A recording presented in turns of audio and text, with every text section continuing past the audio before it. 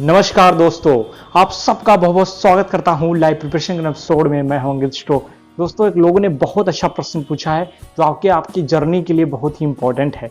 वो प्रश्न क्या है कि किसी प्रकार का दोष जो कि पितृदोष से संबंधित हो, या किसी प्रकार का अंगारक योग, या राहु किसी भी प्लैनेट के आपके साथ बैठा हुआ है कुंडली में, तो इस प्रकार की क्या दोष हमारी ट्विन फ्लेम जर्नी को, हमारी सोलमेट जर्नी को रोक सकते हैं? क्या इसकी हीलिंग करना जरूरी होता है? उसके बाद ही आपने रियल ट्विन से या फॉल्स ट्विन फ्लेम से बाहर निकल के या कार्मिक अकाउंट से निकल के आप सोलमेट कनेक्शन या ट्विन फ्लेम कनेक्शन में आते हैं? क्या ऐसा जरूरी होता है? जी हाँ दोस्तों, कुछ हद तक जरूरी होता है। दोस्तों, मैं इसका जवाब देना चाहूँगा। देखिए, यह हमारी जर्नी एक लॉन्ग टाइम जर्नी है। चाहे हम किसी का भी जीवन ले लीजिए, चाहे आप शंकराचार्य का जीवन लीजिए, बुद्ध का जीवन ले लीजिए, उन्होंने अपनी एक बर्थ में अपनी यात्रा पूरी नहीं की है। पास्ट लाइफ में डिफरेंट काइंड ऑफ जन्म लिए, उसमें अपने ऊपर इन्हेंस किया, अपने पे काम किया, उसके बाद वो यात्रा पूरी हुई है। उस जर्नी में उस लाइटमेंट की स्टेज तक पहुँचे हैं।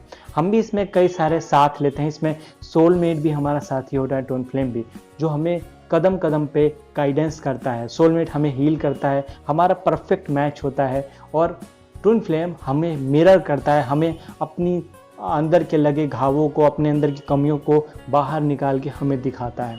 ये हमारी जर्नी के लिए, स्पिरिचुअल जर्नी के लिए बहुत ज़्यादा इंपॉर्टेंट है।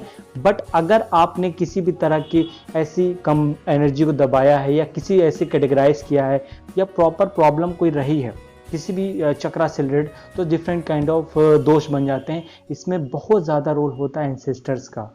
दोस्तों, एंसेस्टर या कहें निगेटिविटी का, जो भी अशरीरी आत्माएं होती हैं जो इधर उधर विचरण करती रहती हैं, उनका असर भी आप पे इन पर पड़ता है। अगर आपकी एनर्जी सॉफ्ट है, आपके सूर्य, आपके चंद्रमा और आपके गुरु, ये तीन मुख्य ग्रह होते हैं जिसकी वजह से व्यक्ति को नजर नहीं लगती है, जिसकी वजह से व्यक्ति का ऑरा स्ट्रांग रहता है। अगर इन तीन में से दो प्लैनेट मोस्टली अगर डैमेज हैं, इनमें प्रॉब्लम है, तो मोस्टली व्यक्ति को नज़र जल्दी लगती है। इसमें मोस्ट इंपॉर्टेंट प्लैनेट होता है आपका चंद्रमा और आपका सूर्य। सूर्य जो आपके सोल को, इनर सेंसिटिविटी को दिखाता है, चंद्रमा जो कि आपके मन को दिखाता है। आपका मन एक ही जगह स्टक रहना या बार बार निगेटिव थॉट्स आना, इसमें भी आपको हीलिंग की जरूरत होती है। लेकिन अगर आपके में सूर्य शनि का योग हो, या इस तरीके से कोई गुरु चंडाल योग हो, अंगारक योग हो, या राहु की किसी ग्रह के साथ युक्ति बन रही हो शुक्र के साथ, तो आपको मोस्टली इन पे काम करने की जरूरत होती है। मोस्टली आप मिल तो सकते हैं, लेकिन जो परफेक्ट आपने इमोशनल बॉन्ड होगा, आपके बीच लड़ाइयाँ होंगी, वो कहीं ना कहीं हीलिंग के बाद कम हो जाती हैं।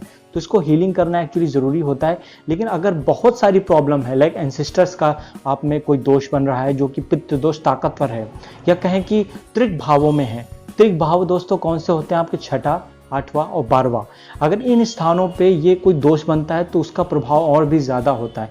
उस केस में आपको सिंपल मैं रेमेडी भी बताऊंगा जिससे इन चीज़ों को सॉल्व कर सकते हैं, आप शांत कर सकते हैं।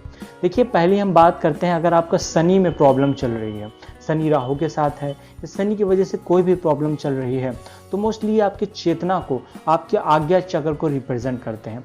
इस केस में दोस्तों किसी भी तरह का अगर मेडिटेशन करते हैं, रिचुअल से अलग पूजा पाठ करने से शनि सही नहीं किए सकते, क्योंकि बहुत सारे केसेस में आप तिल का दिया ये वगैरह करते हैं। लेकिन मोस्टली अपने आप पे ध्यान देना शुरू करिए, अपने आप पे, अपनी स्पिरिचुअलिटी पे ध्यान दीजिए। अपने ध्यान किस तरीके से हम लगाएं, किस तरह से इनर ग्रोथ करें, अगर इस पे ध्यान देते हैं तो आपका शनि उस केस में सबसे ज़्यादा स्ट्रांग होते हैं। और अपने से जो लोअर लोग हैं उसके साथ आप समानुभूति का व्यवहार करिए। एक मतलब आप उनको दान भी दीजिए, तो इस तरीके से नहीं कि आप वो दया कर रहे हैं, उस तरीके से अपने आप को उस जगह रख के, इस तरह के अगर आप में भाव आना शुरू। कुछ लोग आपने देखे होंगे जा रहे होंगे अपने निचले जो अपने सबॉर्डिनेट होते हैं, उनके कलीग होते हैं, अजीब सा बिहेव करते हैं उनके साथ कि तुम मतलब छोटे आदमी हो, तुम्हारे साथ अजीब सा बिहेव करेंगे, उनको डांटेंगे। इस केस में एक्चुअली शनि कभी बेहतर नहीं होते हैं, तो आप इस चीज़ पर ध्यान रखना है। अगर आपके अंदर ये नेचर नहीं है तो बहुत अच्छी बात है। मोस्ट प्रॉब्ली अगर आपकी कुंडली में शनि भले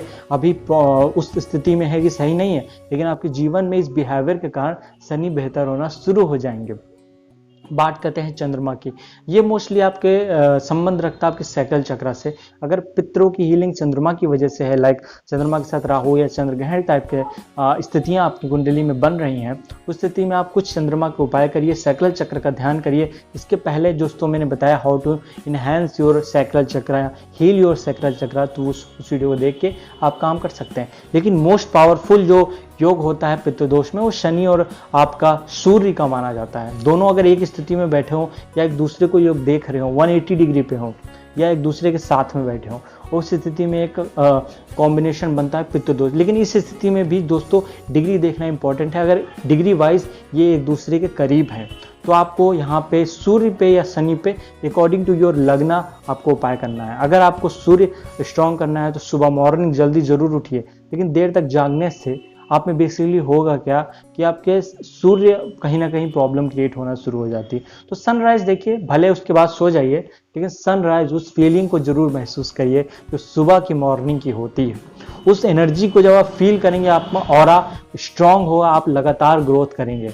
इस तरह की चीजें आप करके अपना सूर्य स्ट्रांग कर सकते हैं। लेकिन अगर आपका मंगल से, या मंगल और राहु जो अंगारक योग कहते हैं जिसे, अगर इस तरह से कोई दोष बन रहा हो आप में, जिसे अंगारक दोष भी कहते हैं, ये एक्चुअली एनर्जी का फ्लक्चुएशन करता है और आपका जिसमें, क्योंकि सेक्सुअलिटी को रिप्रेजेंट करता है, अतिवादी में किसी चीज में कामुकता ज्यादा होना, मेल्स के केस में, खासकर फीमेल्स में क्या, मन बार बार डाइवर्ट होना, एक जगह पे केंद्रित ना होना या एक जगह में स्टक रहना, इस केस में आपको वहां पे मार्स अच्छा करना शुरू करना है। आप मूलाधार चक्र, क्योंकि वो अर्थ एलिमेंट होता है, आप वहां पे ध्यान करना शुरू कर सकते हैं और धीरे धीरे आप देखेंगी आपके अंदर वो क्वालिटी आने लगी है और जो मैंने स्पिरिचुअल साइन बताए हैं वो भी आप में इनहैंस होने लगेंगे।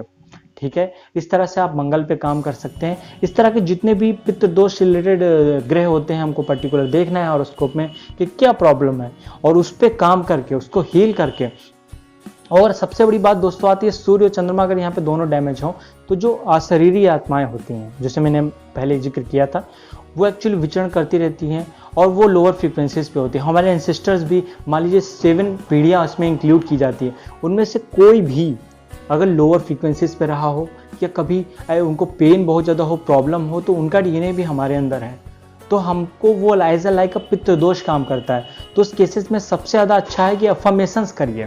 दोस्तों इस केस में अफर्मेशन किस तरह से करने हैं, शाम के टाइम आपको अफर्मेशन करना है। आप शनिवार या आपका सोमवार, या आप मोस्टली चुन सकते हैं रविवार, जो मोस्टली अगर सूर्य और शनि से रिलेटेड कोई योग है तो उस केस में अफर्मेशंस करिए, उनको आशीर्वाद दीजिए, उनको अपनी हायर वाइब्रेशन की विशेष गुड विशेष दीजिए जिसमें वो एक बॉडी ले सकें। और क्योंकि देखिए जब हम लोअर डायमेंशंस में होते हैं या 2D 3D 4D में होते हैं तो हम मोस्टली ऐसे लोक में जाते हैं या ऐसे डायमेंशन में जाते हैं जहाँ पे हमारे स्टेट ऑफ माइंड बहुत लोअर जा सकता है, ये प्रॉब्लम हो सकती है। लेकिन हम 5D डायमेंशन से ऊपर अवेयरनेस में पहुंच गए तो उसके बाद आराम से जहाँ चाहे जन्म ले, जिस कोख में जाना है चाहे व्यक्ति जाता है, तो वो एक स्पिरिचुअल जर्नी लॉन्ग तरीके से उसको बहुत फ़ायदा करती है।